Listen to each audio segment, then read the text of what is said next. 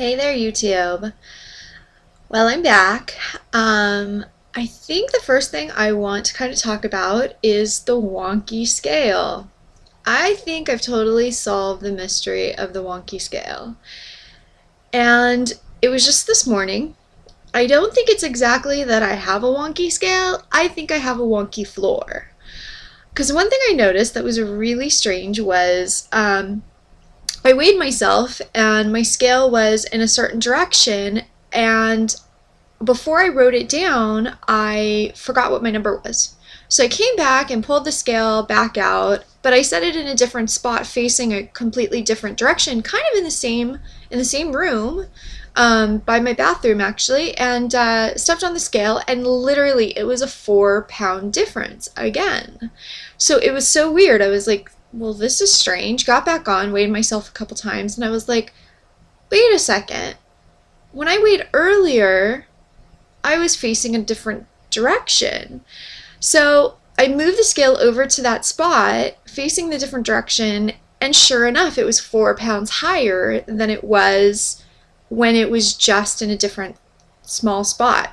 So I don't know, maybe the floor's sloped or something, and that makes a difference, but it really makes a difference as to what the weight is coming out as being. If I go with the higher number, I am at 201.6. So that's a total of 21 pounds lost. But if I go with the lower number, it's like 197 point something, point, I don't know, 4 or something like that, point something. And so it's a total of like 24 point something pounds lost. Now, when I first weighed, I believe the number I went with, I believe it was facing the direction of what is the lower number. So I think the number that I have written down is the lower number, and I should go with the lower number, but at the same time, I think part of me, I'm not in this for a number. You know, I'm very muscular. Even though I have gained weight, I'm still pretty muscular, I know that, and muscle weighs more than fat. Even when I was younger and in shape and skinny, I was very muscular, so I always weighed a lot more than I looked or than my pant size would reflect. So I think I'm really, at this point, I'm in it for the size. I want to be a comfortable size 4. I'm not too worried about what the number says on the scale, as long as it says I'm going down. And yes, don't get me wrong, I love it on the days when I wake up and there's a pound loss or 2 pounds loss or a pound and a half gone. Love it. But you know what? In the grand scheme of things, as long as I'm losing and getting closer and closer to my goal, that's what's important to me. So I'm just going to go ahead from here on out. I'm going to go with the higher number. Even though it only looks like I lost 21 pounds, and I really think I lost 24, especially based on the fit of my clothes, I really think I'm kind of closer to the 24-ish pound range. But I'm just going to say 21 pounds. Long explanation to explain the wonky floor and why you guys, I'm not going to give the lower number, and I'm going to make sure every single day to put my scale in the same exact spot. That way it's most accurate as far as the actual loss goes.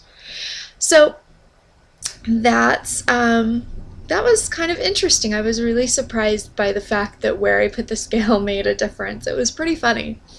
Anyways, moving on. Another thing that I want to talk about is a dessert that I made. I've kind of told myself that I'm not really going to do, I'm not really going to experiment with recipes or anything until I get into P3. I really wanted to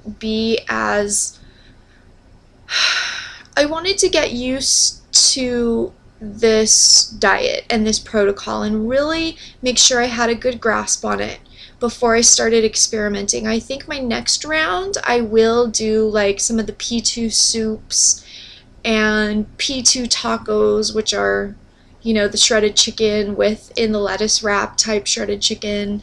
I think I'll do some of that my next round, but this round I just really wanted to get it down. Now I will say my meals and my food have been very, very boring. So at this point, like, I have pretty much the same thing every single day. So at this point, I will say I'm very ready for something different. And it's not that I'm craving any one specific thing. It's not that I'm craving chocolate or sweets or anything specifically, or bread or any of that. It's just that I want something different. Like, I'm as scared as I am for P3, I'm looking forward to the fact that I can have a cup of yogurt, or I can have a small handful of almonds. Just different texture, a different taste in my mouth than the same thing that I'm getting every day. So I will say the next round, like I said, I will definitely try some of the recipes. And I'm going to try to make some of these P2 recipes on P3, just a larger portion. That way I get more calories, but just to kind of get used to the recipes and get to know them a little bit.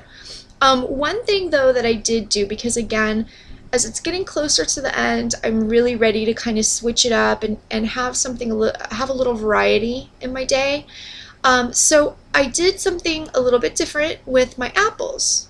I had actually peeled them, and I peeled them and I boiled them. I put just a little teeny bit of water, but when you put them in the pan and get the water going, the apples themselves kind of create their own moisture and juices. So I wouldn't say that I boiled them, I more like steamed them, but the juices came out of them, so they did kind of boil themselves just for a little bit. I mean, not even like 5 minutes, just enough to soften them up.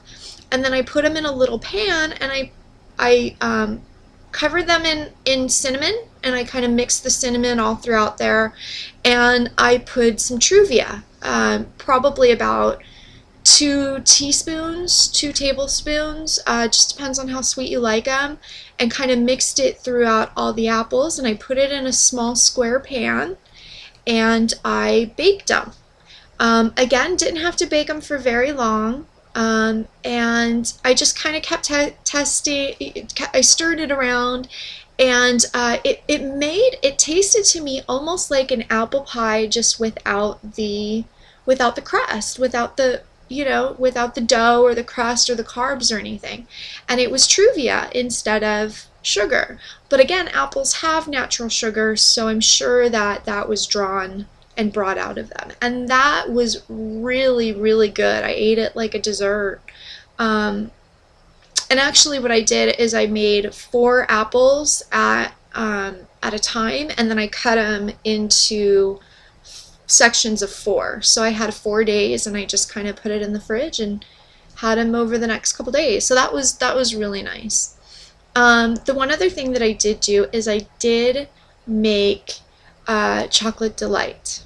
So Choco D, my first attempt, it was really good. I put cinnamon in the chocolate because I really like cinnamon. My fear with making chocolate delight is, in the past, I'm a fan of chocolate. I like chocolate anything. So I was a little bit nervous that I would go over the top or want to have too many pieces at once. So what I did is I just made the single serving, and when I put them in the little cupcake sheets, I only put just a little bit at the very bottom, so it was this little tiny wafer, which was nice because it kind of fooled my brain. And so when I went back for seconds or even thirds, since it was such a small wafer, I really only got like not even 1 serving of chocolate delight, but I felt like I had indulged. Like, I really did feel like I had indulged. So that's just a little suggestion. Also, I liked it, I think, because it seems like the Truvia, even though I did use the magic bullet and kind of blended it into powdery form, it does settle to the bottom. So when you take a bite of the really thin wafer, you still get the whole taste. You don't have any separation taste or anything. Anyways, that's been my week. So have a great day.